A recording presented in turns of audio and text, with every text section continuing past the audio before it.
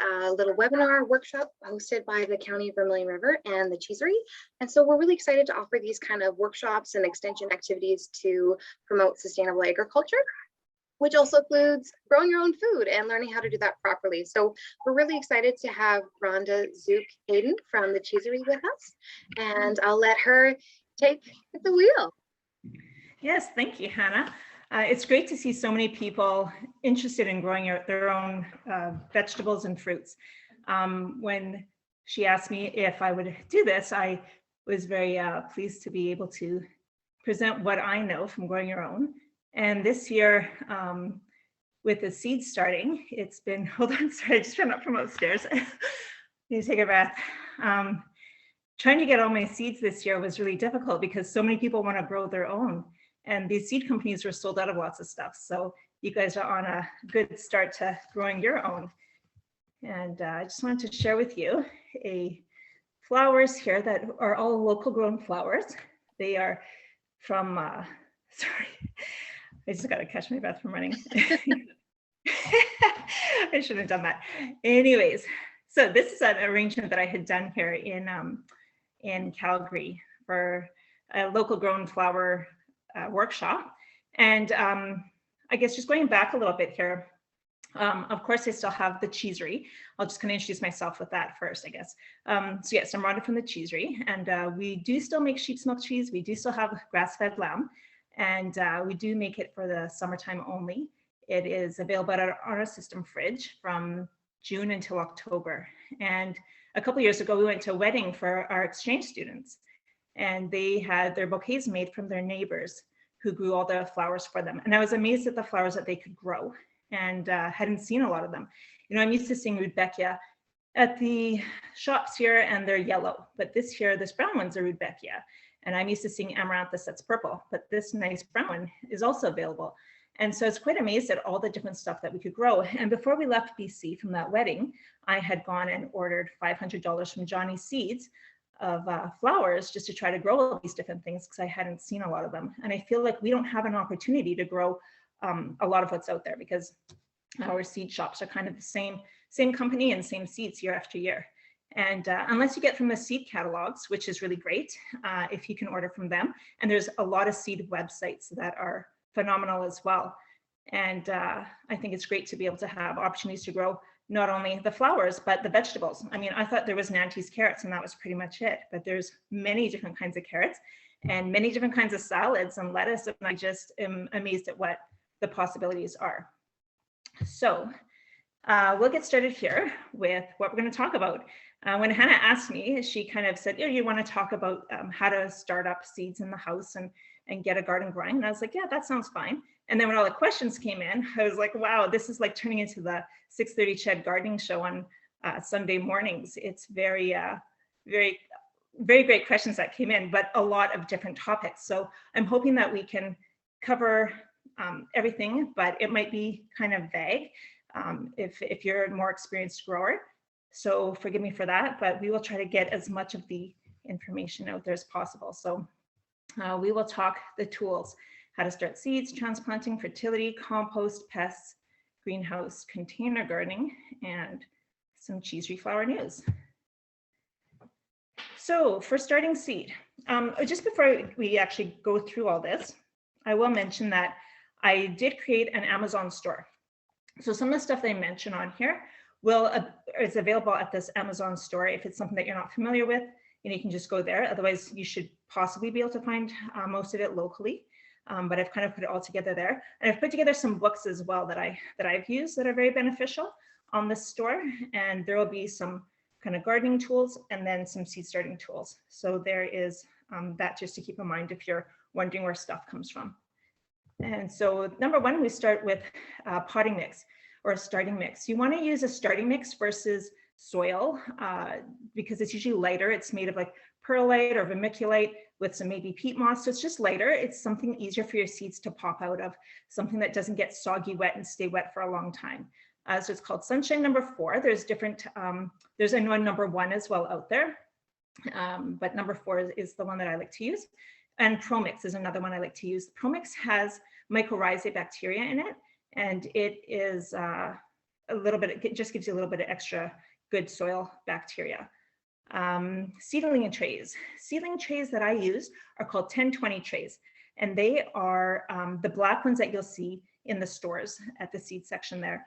I use ones that have 128 holes in them. A lot of them probably have 50 holes, which is probably good enough, especially if you're starting vegetables. You kind of base it on the size of your seeds. So if you've got really tiny seeds, that's why I like to use the ones that have 128 holes. Or you can just use something simple like your petunia packs from last year. If you're going to use that, make sure you give them a rinse out with bleach and water solution, just so that they don't get any bacteria that might kill off your seedlings in there. Then the drainage tray. Drainage tray, you just want to catch all that water underneath. And a humidity dome. That's your really important one to get those seedlings germinating quick. So the humidity domes, you can buy those hard plastic ones, or just use something simple. If you've got a plastic sheet at home, use something like that, a clear sheet, but you'd want to maybe put popsicle sticks inside of the tray, just so it's not touching the soil surface. Next, Sharpie and labels. It's great to label. I use washi tape to label, and I'll show you guys after. I'll do a video at the end of my seed starting area. And the washi tape fits on nice, or if you have like painter's tape.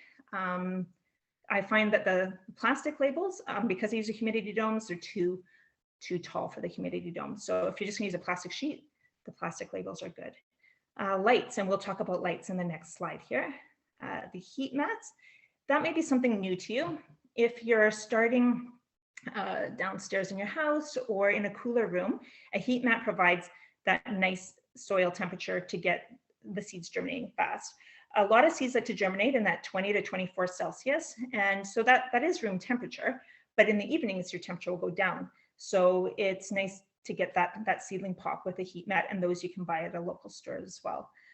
Spritzer bottles, those you want to keep that seedling, the top of the seedling tray moist. The moist it is, the more quick, again, those seedlings can germinate. And some of the seeds, depending, will be sown right onto the surface. Like if you're doing flowers, they're often, a lot of them are just on the surface of the soil. So that's a great way to keep them moist and the seed coat soft. And I like to use, once the seedlings have emerged, they're going to have two little leaves, and those are called cotyledons. The next set of leaves are going to be your true leaves. And at that point, you can start to fertilize at half strength. So I will put that fertilizer directly into my I use a big tote from Walmart, those big black and yellow ones. I fill that with half water, and I use a fish fertilizer. That smells really horrible, but I use that to fertilize these seedlings at kind of a half strength throughout their, like every day they're going to get that every time I water them. And a fan. A fan is not to keep the air in your room moving around for this reason. It is actually used to keep your seedlings stem strong, for them to build a strong stem. So you just imagine if you started, say, tomatoes now and had them growing, well, their stems will be quite weak because they're going to be sitting in your house for 2 months and they're not being moved around. So you could actually either run your hand kind of over them, just as you're walking by them or something, just to give them a bit of agitation, or just have a fan running on them.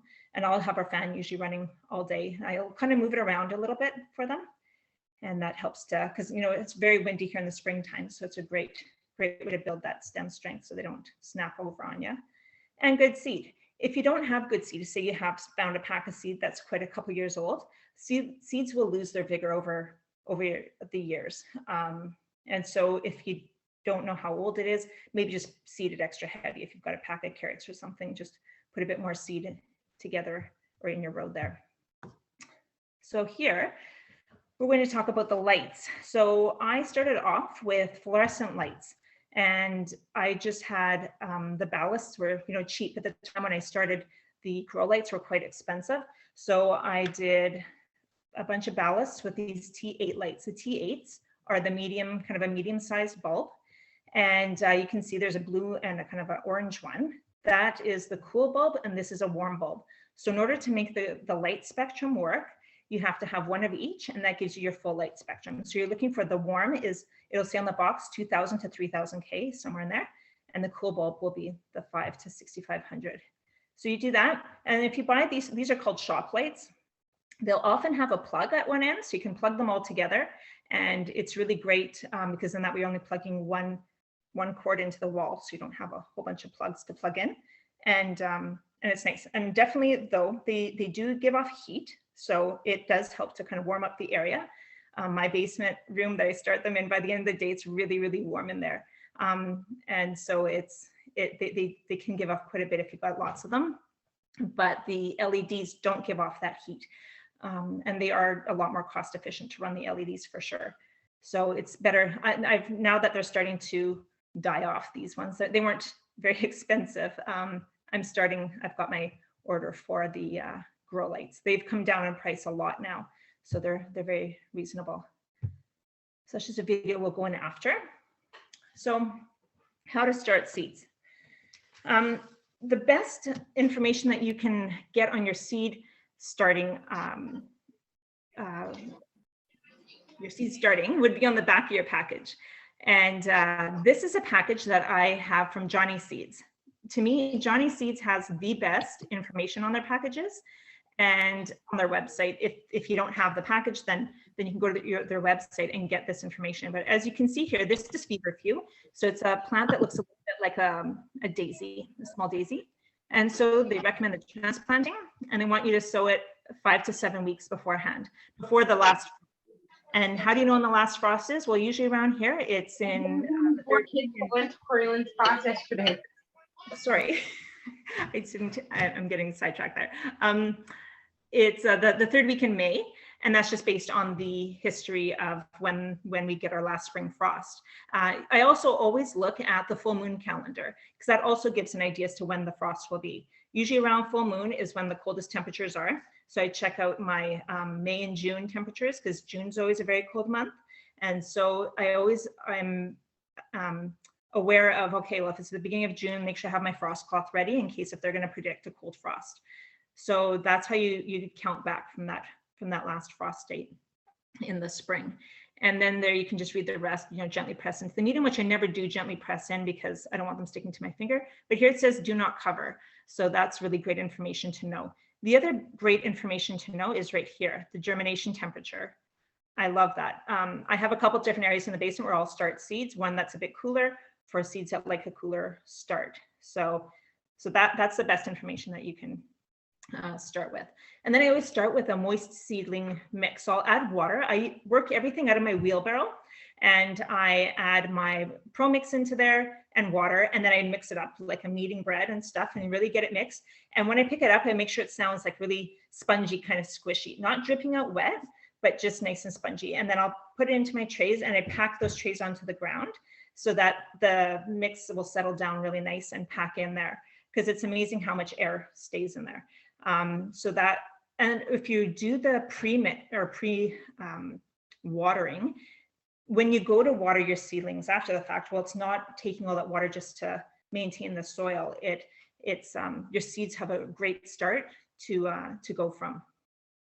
And then you want to seed it. And I like to cover with vermiculite. Vermiculite's a product that is very light, and it doesn't totally blacken out the area. So if it says lightly cover, instead of lightly covering with soil, because I can't see it, I'm like, well, how light did I cover it, and how big were the soil clumps, and is it too heavy? So this just, I feel a bit more confident with it. It's a gold kind of a color. And some of the garden seeds, though, they usually recommend, or they usually need to be planted quite a bit deeper anyway. So I would just, poke the holes in with my finger and stick them in. And then after everything's seeded, I spritz it and place a humidity dome on. So that way everything's got a good water right off the bat. And then every day I mist them with the mister. And that is a very important part, I think, of making sure those seeds can pop out, is having that moisture constantly on them every day. And yeah, don't overwater once they germinate, because you will get, there's a bacteria called dampening off, and it kills your seeds. It looks like they're drying out, but they're not drying out. They're just dying because they're rotting. And another problem is fungus gnats, often when you overwater, for sure. And if you're just going straight into the garden, instead of, our soils often have a lot of clay, or not a lot, but some clay in them. And when you water straight on the top of your rows, you'll often form a crust. And if you don't water that every day, or even like twice a day to make sure that that seedling can come through, they might get stuck and they might not come up, or they just might be a bit slower. Maybe not everything emerges. So maybe make your row and then water the bottom of the row first before you put your seed in, and then don't bother watering the top unless you kind of can maintain it. I find that personally, for me, that's kind of the best, especially with the small seeds. The bigger seeds, it's not so much a problem, like a cucumber or something, but carrots, those are my difficult ones. So just a few little tidbits here that we are in zone 3, if you don't know that. And some plants that you want to maybe start indoors are things like tomatoes and peppers. They belong in the same family. And the pumpkins, cucumbers, watermelons, those are the same family, and herbs. Everything else, like your tomato or your beets and carrots, peas, that kind of stuff can be started outside. Those are a bit more of cool season plants. And succession plant cabbage, I'm thinking, you know, usually when cabbage is ready, it's all ready at once and you eat it and you kind of are done with eating cabbage. And so I know my Baba she'd plant hers early in the house, and I thought, maybe it'd be a good idea if you planted some at some point, and then maybe 2 weeks later or 3 weeks later, plant some more, and get a couple crops out of it, just so you could eat fresh cabbage a bit longer. Plant spinach really early in the season. It doesn't like heat, so you could plant it like as soon as the ground is workable, get it in there. I've even done a fall planting because, like, you know, right away it'll start to bolt and stretch up. And what I've done this last year, I planted it in between 2 rows of lettuce. And I thought, well, once I'm done with the spinach, I can just pull it out, and then the lettuce can kind of finish taking over. And I didn't pull it out, but it kind of worked well that way to do that. And then one other year I planted it in the fall time, thinking, well, it likes cool weather. I'll see if I can get a fall crop off it. That didn't really work well. They didn't germinate, but they actually germinated the next season, and they all came up in the early spring. And it was a lot nicer when it came up like that. And there was even some that did come up in the fall, and they stayed there, and they actually continue to grow, you know, the following season. So that was kind of neat to see. Peas, they can withstand cool weather really well, so you can get them in the garden earlier, and they'll be fine. And cool flowers, those, I just wanted to make that note there that there's a cool flower book. It's called Cool Flowers. And if you want to get more into flower growing, that's a great book to have, just because it can kind of tell you what flowers you can put into the garden kind of before that last frost that'll be able to withstand frost. And just getting into transplanting. Now, if you're going to start anything in the house, you usually will probably have, depending how early you're starting it, you might have to bump it up. And bump up means just that you're going to move it into a bigger container. So you're going to start your tomatoes in a little tiny cell maybe, then just move them into something bigger after that. The thing is that, as we see here on the side, cucumbers don't like the roots disturbed. So if you want to start cucumbers inside, I would recommend starting them in a bigger container, like maybe a 5-inch round container that maybe petunias, small petunias come in, or some of the herbs that you can get come in those. I tried to grow them in the peat pots. I never have success with the peat pots, or even those kind of cardboardy pots. They always seem to dry out or mold on me. I think I must overwater them, but I find that they don't provide consistent moisture for the cucumber. So I like to put them in, this year I should say, I'm going to try them in a plastic container and see if that's better. But cucumbers do well direct seeded too. So transplanting seedlings, you want to harden them off first. So you've grown them in the house and you want to get them outside. You can't just put them outside directly because they'll go into shock. So you want to maybe put them on the east side of your house is kind of what I like. We're lucky because our garage faces east. So I usually put mine all on a big piece of plywood, and I have a rope on the plywood and I can drag it in and out of the garage. So I set them up there for the day, and that way they do get some shade. So they'll get the morning sun, and then the afternoon will be in shade. So not getting that really hot sun, which can sunburn the leaves and can wilt them pretty quick. And you'll do that for about a week, and you'll take them in at night, bring them out in the morning, make sure they get lots of water because they will dry out quick. So you'll probably have to water them twice, potentially twice a day. But as long as they're moist in the morning, for sure in the evening, you'll have to give them water. And so yeah, do that for a week, and then they should be good to go in. And you'll want to seed them or put them in the ground after the frost if it's not a cool loving plant. And remember to water once you get them in the ground. I have forgotten to do that a couple of times because it gets so windy that I want to try to use a sprinkler to water them because I do so many at once. but I forget. And then I think I've stunted some of them last year in particular. So remember to water as soon as you can get them in the ground. And yeah, if you think that you're gonna have frost, there's a cloth or a product called Agribon or frost cloth. And it's really awesome. It's just a really thin, white, light cloth.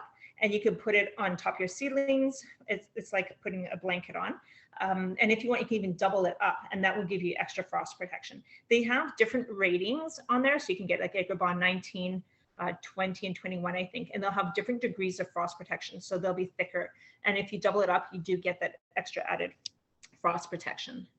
And just in transplanting, I have grown, I want to just talk about watermelons for a second here. I have unsuccessfully grown watermelons for many, many years. And it's something that I wanted to try to grow again.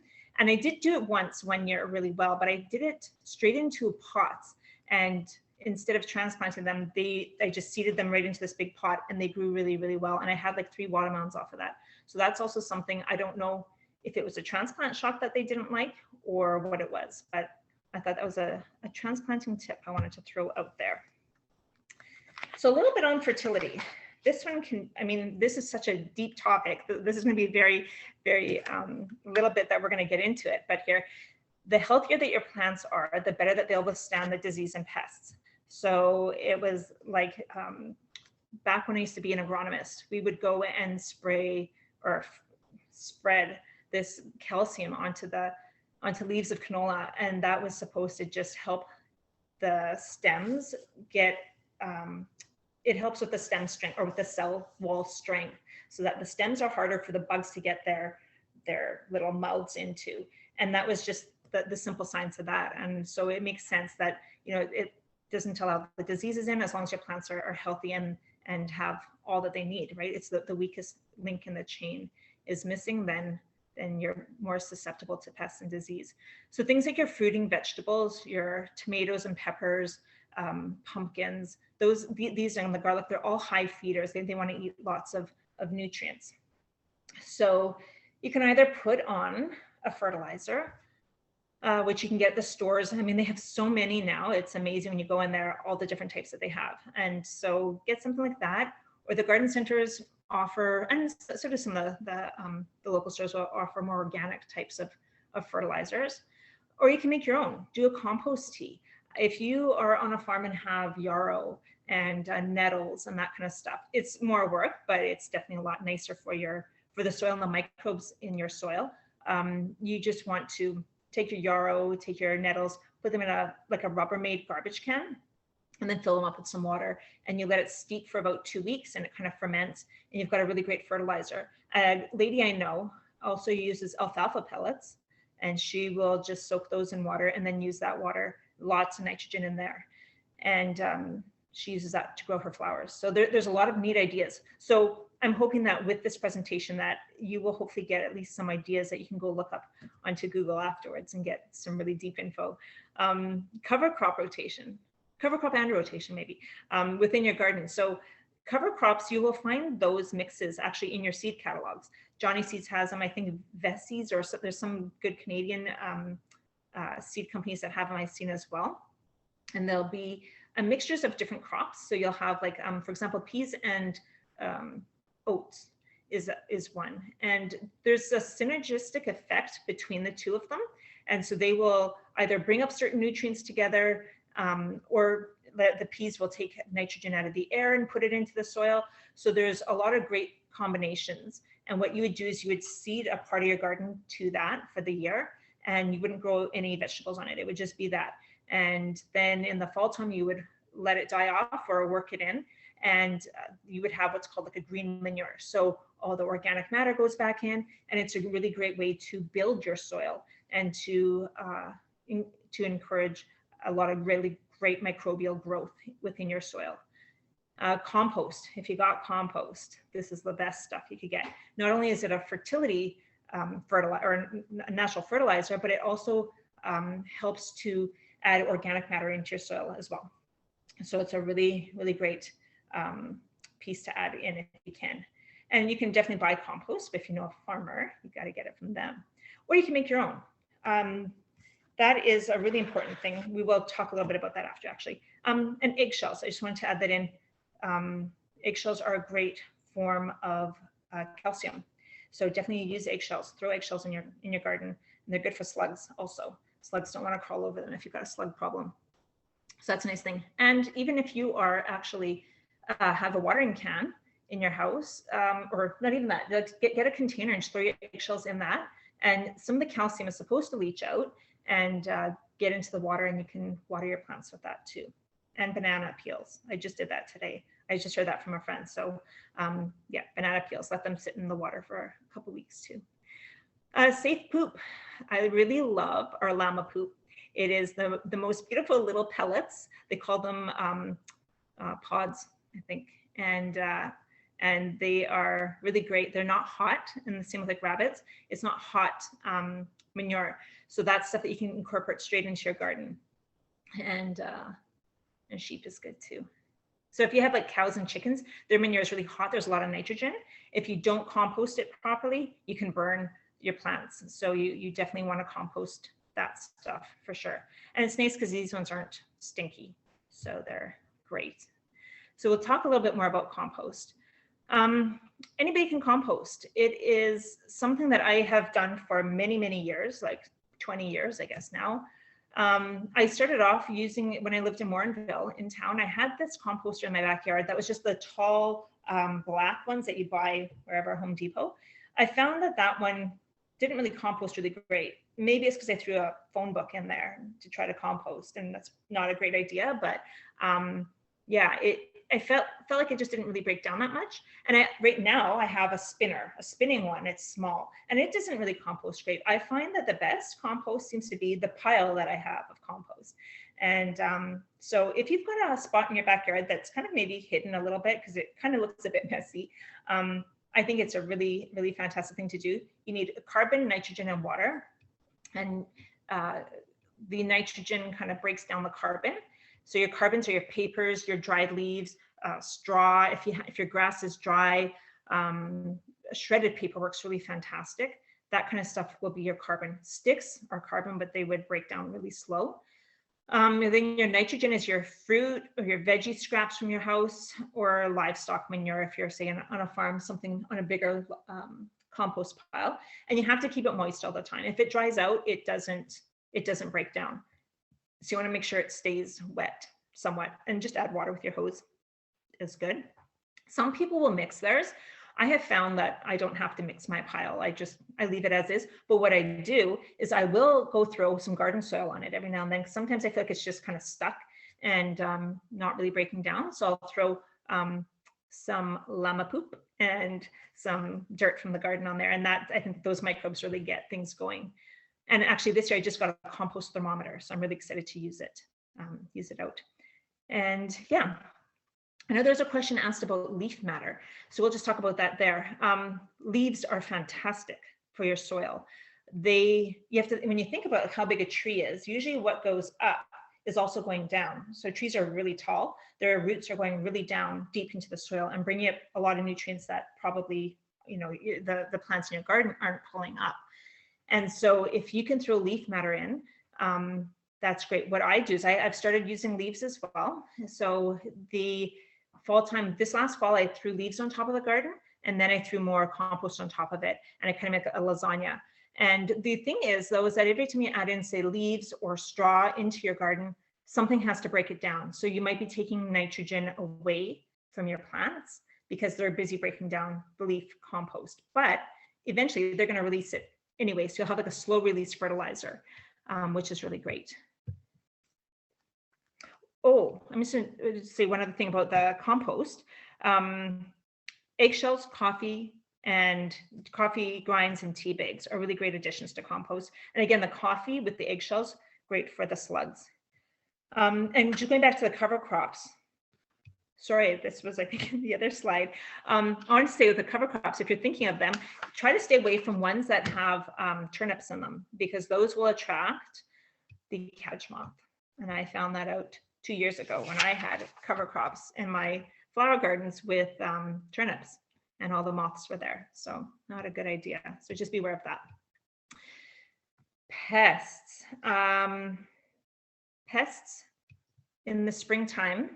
If you can do crop rotation, this will help to keep the pests at bay, especially if you're, growing, say, tomatoes in this one spot. Move them over to the next spot next year, and hopefully those, whatever, they're aphids probably, but hopefully that'll keep bugs at bay. Companion planting is really great. Companion planting is where you're planting peas and beans together because they like each other. I don't know the actual rules. I have to look it up every single year, but there's rules on what vegetables like which vegetables, and some vegetables don't like each other. And so if you can keep them strong together, some of those vegetables will help to keep away pests. Marigolds, those are, I think they were a staple in very many historical gardens. People in the past use them as pest control. Some of them act as a trap to bring the pests to them because the pests might like the marigold, so it might keep them away from your veggies. We'll just go over a few of them here that affect us, or that affect me, I guess. These are the ones that I get. Cutworms, these are the spring ones. So if you see plants that are all of a sudden seedlings that are just lying down, and looks like somebody took scissors and snipped them, that would be a cutworm. You can just dig around there and find them. And I always pick them out and squish them because they will just keep moving and eating your seedlings along. Flea beetles, those usually affect, I'm just going to say cutworms. If you water, they usually come when it's drier outside. So if you maybe keep that area watered, if you're getting cutworms, maybe they would go away, but they're usually a dry year bug. Flea beetles usually come out every spring. They're tiny little black things that jump around like fleas, but they only affect cruciferous crops. So things like your broccolis, cabbages, Brussels sprouts, that kind of stuff. And so for the flea beetles in particular, diatomaceous earth, which is broken up fossils. And so it's very, very friendly. So you can just sprinkle those on your seedlings, or like when they will affect me is when I'm putting them out to harden off. So instead I just maybe take them back in. The flea beetles don't last that long anyway. So I just kind of keep an eye on them. If I'm seeing the little bullet holes in the leaves, I bring them back in and keep them in for a while because it's no use doing that to them. Thrips is another common one. They're a very tiny black, they look like a piece of eyelash or something. They affect a lot of bright yellow and white flowers in particular, and gladiola flowers. I have stopped growing them just for that reason, just so that I don't attract them. But you can use insecticidal soap that you can get at the stores anywhere.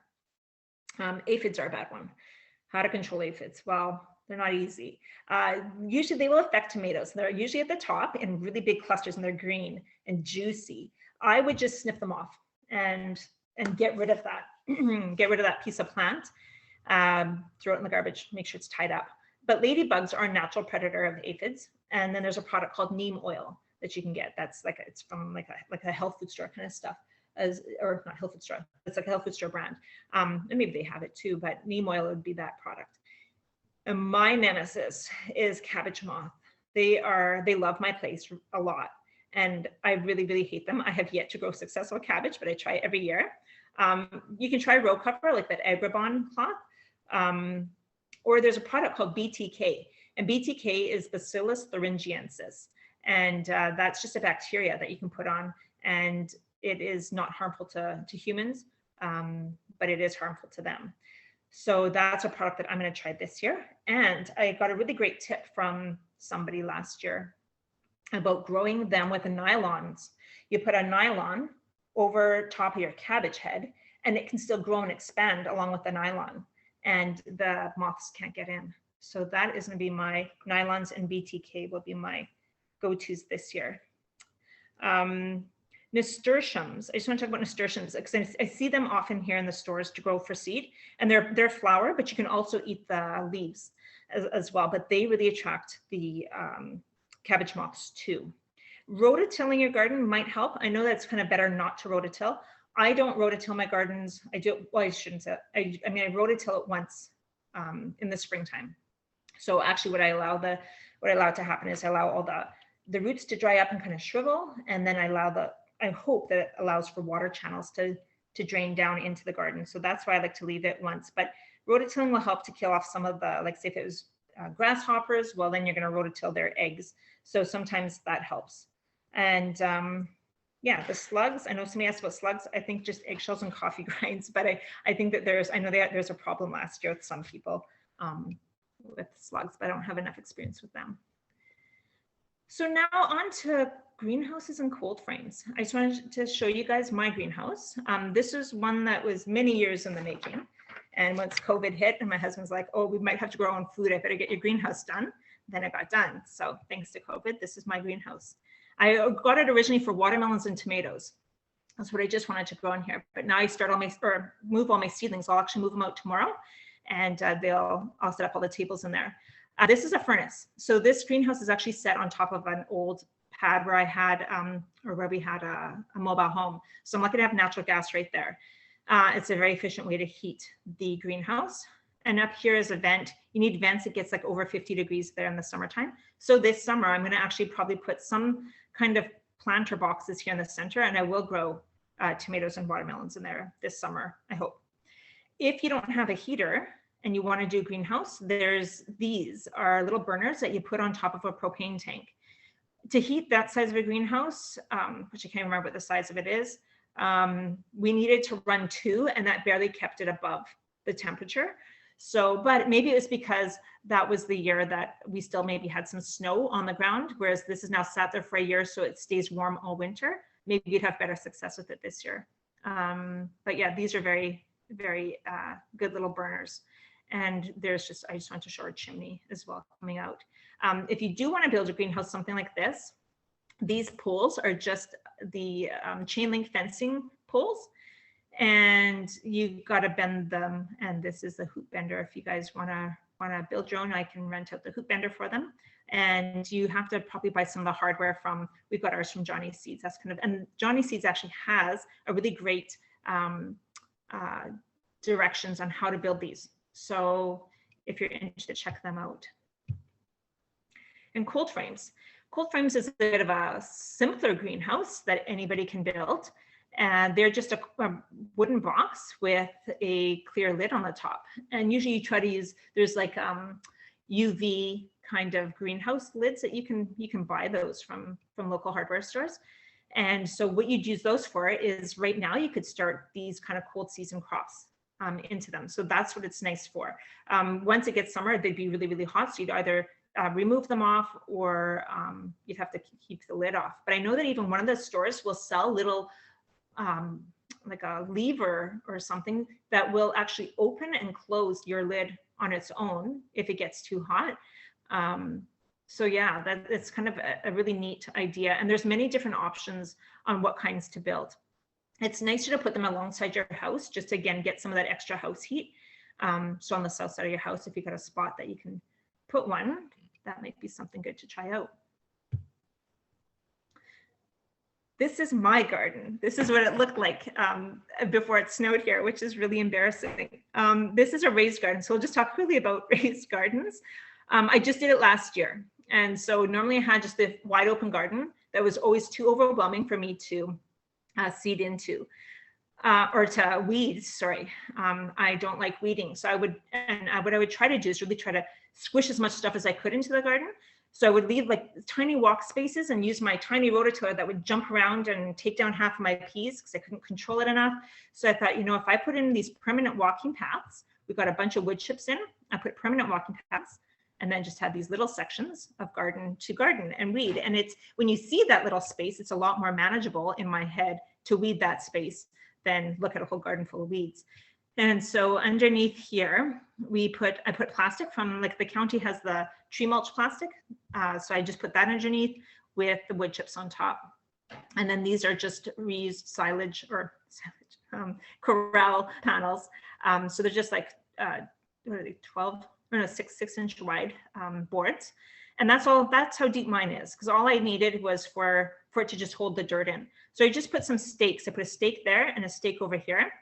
And then this board sits on the inside of the stake. And then when we fill it up with dirt, the pressure from the dirt holds the boards off to the side. So there's actually no screws, nothing. They're just little stakes that are like the little survey stakes. And we filled it up with the dirt. So these are virtually like 6 inches off the ground, but it was garden underneath there before. If you were to, say, start it on top of sod, we've watched different YouTube videos where they say, you know, you don't have to even kill off the sod, just put it straight on top of the sod. But if you did want to kill it off, maybe spray it out, or you can solarize it by putting plastic on. But if you just sprayed it out, and if you wanted to use it that spring, so you sprayed out with Roundup this spring, and then you want to work it up, and then just put whatever size of box on top. It doesn't have to, they don't have a bottom on them, so it doesn't have to be a particular size. If you didn't necessarily want to, if say maybe you wanted to spray it in the fall time, you don't even have to work it up. Then just put your box on top of it in the springtime. Having the root channels will have kind of died off in the winter time, and your vegetables should be able to squeeze through the sod. But yeah, because there's a question asked on how deep they should be, and if they're going right onto ground, it doesn't matter. If you want to just make it tall enough so you don't have to bend down to weed, then that's up to you. My little problem now that I see here is that I have a lot of leaf matter in here. That's probably going to make a really big mess potentially. Maybe there's weed seeds in there now, because as you can see, I don't pull anything up. So I tried to look for a nicer picture from the summer, but that must have been when I lost my phone. All my pictures were gone. Some lifesaver gardening tools. These are things that I absolutely love. If you're transplanting into the garden, I like to use a chisel, just a wood chisel, or you can get a hori knife. Those are a popular gardening tool. They're a lot wider. This Weed Bandit is fantastic. I talked about it last year on Instagram. This is a Canadian made tool that's a little quick hand tool, and you can weed really, really fast with it. And then landscape fabric, reusable landscape fabric. If you don't want weeds, you can make your garden look like that. It looks a bit commercial, but you burn holes into here. This is what I use in the flowers. And yeah, you just have to then weed it right around the plants. So that stuff is really great. In containers, what about growing in containers? Containers, you could pretty much grow anything, I would think. I haven't ever tried to grow like carrots or beets in them, but definitely things like, you know, your tomatoes, cucumbers, your herbs and lettuces, you could. And also, even if say you have a front flower yard, like why not grow your carrots and beets in there if you don't have a lot of space to grow in a big garden somewhere? I did that once before here. I think I planted some beets. Beets look really pretty, and carrots do too. So why not use some of your flower bed space for stuff like that? So, I mean, you'll pull it out at some point, so it's not going to be there all summer necessarily. And like I said, I'll do watermelons this year for sure in containers. So you just have to have a big enough container, is what I would say. And if you have small yard, grow up. So plant so that your cucumbers can maybe grow up a fence. You might have to clip them on the vine. I haven't done this yet, and I always mean to every year. I want to grow my kids like a cucumber tent and just get, there's like this, it's like sidewalk or cement grates. I don't know what they are. It's something with cement work, and it's metal mesh. And so yeah, I think just try to grow up, grow your tomatoes, tie them up onto a post so that they're, you know, not taking up too much of your garden space, and just, you know, plant everything quite close. You don't need tons and tons of space as long as you can walk in there. You know, you might have to hoe instead of using a rototiller, but try to grow up if you can. That's kind of the main presentation on all the seed information, the questions that I got. So I hope that answers some of them. And this is just a cute little cartoon. My husband wasn't too impressed when I started to grow flowers. He didn't like that I was filling up a basement with flowers, but it's a good greenhouse effect, I think.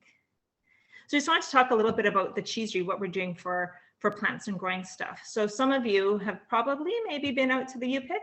I know we had definitely people from Vermilion and as far as Manville and Wainwright, and Lloydminster and Kitscotty for sure. So it's a really great way to spend evenings out. You come and you pick flowers, we do a garden tour, and then you go and you pick your flowers and you can arrange them here. And we do it about 3 to 4 days in the evening or per week, and in the evenings. And it starts at the end of July to the start of September, whenever there's frost. So that's a really nice thing to do. And the bouquet subscriptions, those have been really popular. I do the delivery every 2 weeks to Home Hardware in Lloydminster, or you can pick up on farm, and you get four weeks worth of flowers and something different every week. And that technically, I kind of capped it this year, but then I thought, well, for this event, maybe I'll open up 5 more spots for anybody that wants to get in and try out what we have to offer with that. So I'll challenge myself to make more bouquets this summer. And then this summer, I definitely want to do a couple workshops on flower arranging. it's nice to be able to understand a little bit how to compose them into a vase and what kind of greenery and stuff to use. So I'll be running a few of those. And all this information I will have on my website. I hope we'll have a new one up. It just crashed yesterday when I was uploading all this stuff onto there. And definitely Facebook. I post a lot of this stuff on Facebook and Instagram, and then hopefully a future website. And coming up here in June, I planted lots of seedlings this year so far, and I'm gonna probably have extras. So if you're looking for something different, a lot of this stuff is different stuff than you would normally find maybe at the greenhouse even. So I'll have extra stuff for sale in June. And I've been thinking, because we get a lot of questions like on Instagram and like all the questions that came in here, I was like, these are some really good questions. And so I thought maybe for next year, we might start a garden club. So something to look forward to for next year for sure. And to get all this information, definitely sign up for the newsletter. In the post on the Cheesiry page for sure, I put in the links to some of this stuff so that you can sign up to get our newsletter. And I wanted to show you guys these. These are a bunch of tulips that I ordered in, but these are just some of the tulips that I ordered in. So I'm really excited this fall to grow tulips for next year. And there's a lot of beautiful tulips. These are double tulips and parrot tulips, which you might be more familiar with, but aren't they beautiful? So I'm going to have a few extras for sale, not lots of extras, but I'll have bulbs and they will be for planting in the fall time. So keep your eyes open for that information as well. And I thought I would throw this out there too. I know that a couple people mentioned last year that they would want to help out when it came time to transplant. So we were getting a girl coming back when our first nanny was going to come back this year and help us out. But she is not coming back now, just with a family issue. And so she is staying back in Nova Scotia. So I was going to offer, if anybody wants to come out and learn more about gardening and get some hands-on experience, that we would take people to come and help with transplanting and weeding, because that's always a fun one to do. Or maybe you just want to get out in the sunshine and nature and not even talk about plants. That's fine too. It's just nice to get some vitamin D on you and get some dirt in your hands. So there's also a link for that application. You can just apply and we can chat about that. So thank you for your attention. I'm sorry at the beginning it was so rough, but hope it got smooth out there and hope I answered the questions that you guys had. And if you want to contact me, there's Facebook, Instagram, or my email. And so I think I'll pass it back over to Hannah, and I will get ready to do a bit of a tour after she has a chat with us.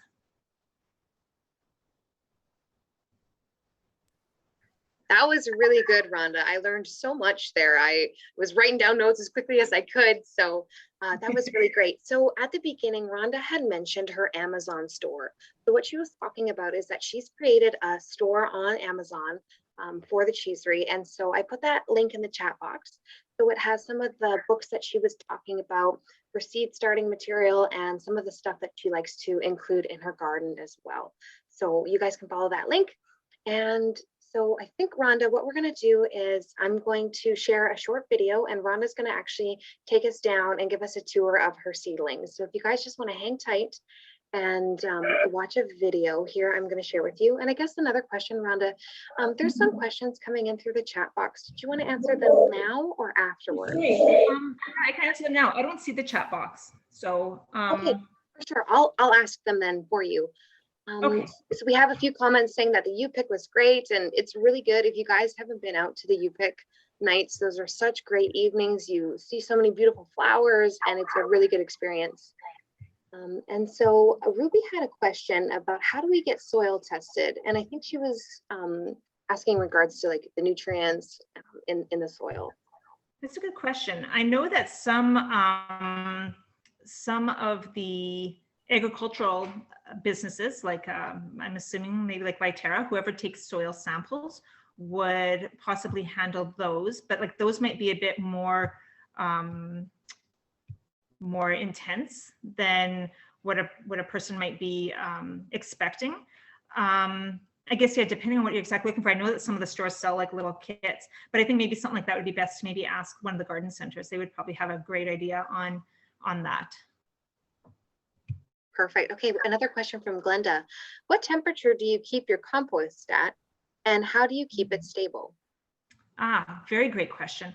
I don't know the temperature. I'd have to go look at my thermometer what the exact temperature is. The thermometer has it has an area on it that's all colored. So I'll say like it's active, it's really hot, or it's too cold. So whatever that temperature is, I'd have to check. But how to keep it stable? I would think if it's just with the addition of water, if it's like I say, too dry, you'd have to add water to get it hot again. And you might have to mix it up. So a lot of compost you generally should mix, and that can kind of get things stirred up again too. But yeah, and I just, like I said, I just keep layering mine, and that seems to work enough. And then at the bottom of my layer is where I start to dig stuff out of. But yeah, mixing it and adding water. Okay, perfect. If anyone else has any questions, please toss them in the chat box. But I'm not seeing any others come up. So we're going to give Rhonda a few moments to run down to her basement and get all set up. And I'll be sharing a short video. And then when Rhonda's ready, she'll hop back on and give us a small tour of her seedlings. Yes. So I'm going to kick Rhonda out of sharing screen and I'm going to hop in. So yeah, here we go.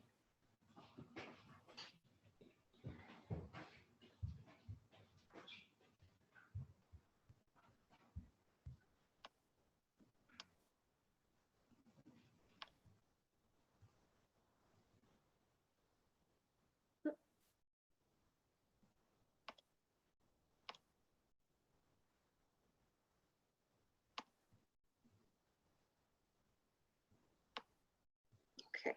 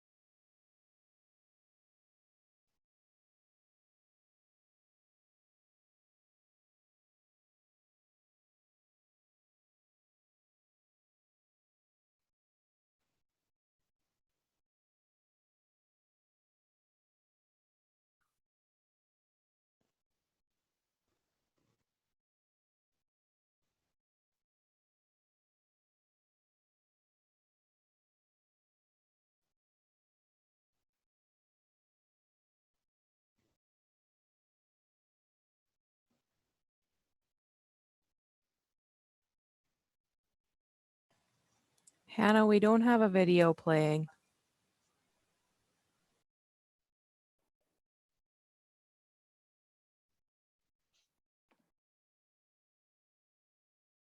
Oh. Well, I guess the video wasn't working. Sorry about that, guys. But it does look like Rhonda is ready to hop back in. Let's see what she's up to.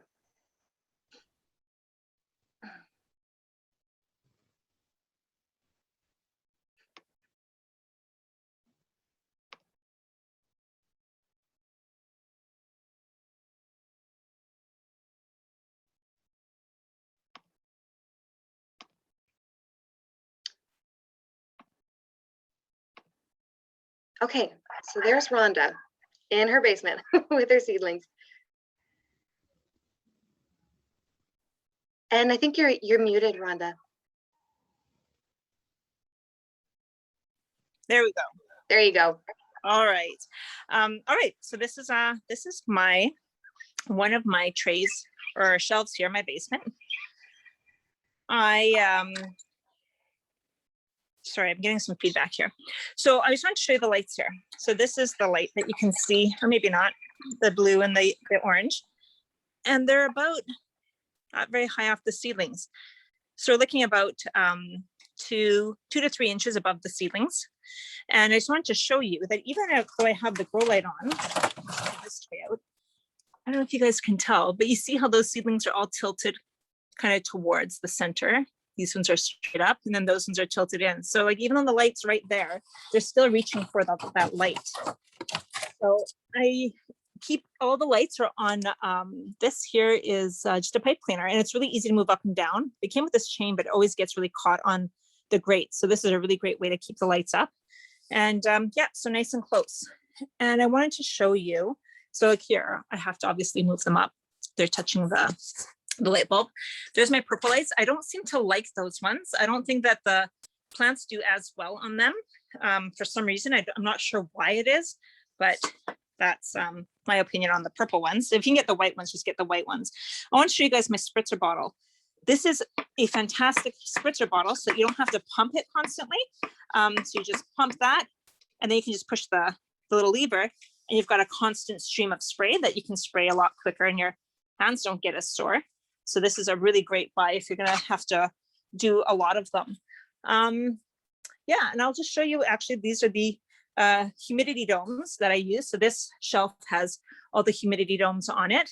And this is my heat mat that I have for them. Mine's a really large one. It's like a 5-foot heat mat. And when I go to water the seedlings, often I stick them in my tote here. So they just float around in there. I have to be careful. Sometimes they sink. So don't leave them in there for longer than like a minute. But yeah, it's a great setup. And all the heat rises up to the top here. So it took my tomatoes like 2 or 1 day. It was like an overnight thing. I think it was like 2 days to germinate out because it was nice and warm. You got some humidity in there, which is not a bad thing when they're still germinating. So I'll just take this tray out and we'll just see how many have come out of here and whether the dome should stay on or off. Oh, so there's just a few poked out. So we'll still leave it on until probably about like 90% have germinated maybe. Yeah, so that's all I wanted to show you guys. And whoops, any questions on that at all, or can we hear any questions? Yes, Rhonda, it looks like there was one that said, so spritz or tote bath? Spritz at the beginning until they get their first leaves. So I just spritz them while they're germinating. And if they still seem really small and fragile, then I will still spritz them. But once they kind of are a bit more sturdier, then I float them in then you want to bottom water them. So then once the plants are up and out, you don't necessarily want to be spraying them with water at the top because they are still so small and fragile. So that's when I'll try to bottom water them really light. Perfect. She says thanks. And Cheryl asks, any good fixes to get rid of chickweed? I don't know if there is any. You can eat it. Oh. Eat the chickweed. Pick it and eat it, Cool. and that's about it.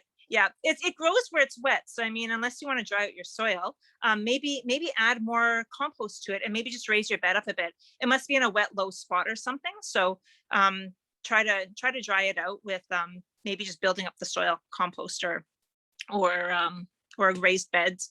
But you can eat it. You can also eat lamb's quarters. If anybody knows what lamb's quarters is, that's like our big springtime smoothie addition is the lamb's quarters. You can eat a lot of the weeds. So eat them if you can't do anything else about them. There's a question from Trina here that says, is there anything for sale in the Cheesiry fridge right now? No, it won't be open until probably June when we'll have more cheese. So we only have cheap jerky right now. So that's not as fun to come out for. And another question from Sherry. Do you host events like bridal showers? Yeah, this summer, we've had a couple of people ask about that. So this summer, we'll definitely do something like that. Just send me an email what you're kind of interested in, and we can be in touch for sure. And we've got a really cute garlic shed that might be nice to include in stuff like that if you haven't seen that on Instagram. Okay, perfect. That looks like all the questions that are coming in through the chat box. So Rhonda, we really appreciate you taking this time tonight to explain to us how to start our own little greenhouses, or start our cucumbers and don't disturb the roots, that kind of thing. Like this is super great information, and we really appreciate your time. And my apologies about the video. What it was just a little video of some of our upcoming projects for the County of Vermilion River. So we do have an event tomorrow night and tomorrow during lunchtime. That's updates from the agriculture department. So if you're curious about our ALICE program, no spray zones, strychnine, club root surveys, we're going to have a chance for you to chat with some of our ag department about those issues. So that's at noon and again at 7 that night. So you can shoot me an email or message me here on the Zoom if you're interested in attending. And we're also doing a photo contest this year. We did one last year to celebrate our 10 years of ALICE in the County of Vermilion River. So we're doing that again, and we wanted to announce that tonight. So we'll watch our County of Vermilion River Facebook page. We'll be sharing that event shortly. So thank you everyone for attending, and we really appreciate your time tonight, guys. Yeah, thank you guys. It's great to chat.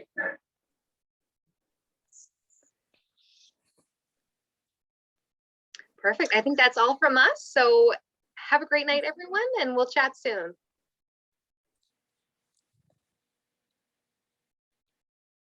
Oh yeah, that's a good question. Will the recording be available? It is recording right now. I never like to make promises that it will be delivered, just because sometimes the internet cuts out or it doesn't download properly. So fingers crossed, it will be downloaded and uploaded on our County of Vermilion River YouTube page tomorrow. So yeah, hopefully. Good. Yeah, for sure. All right. Have a good night. Thanks, Hannah. Perfect. Okay, yeah, take care. Bye.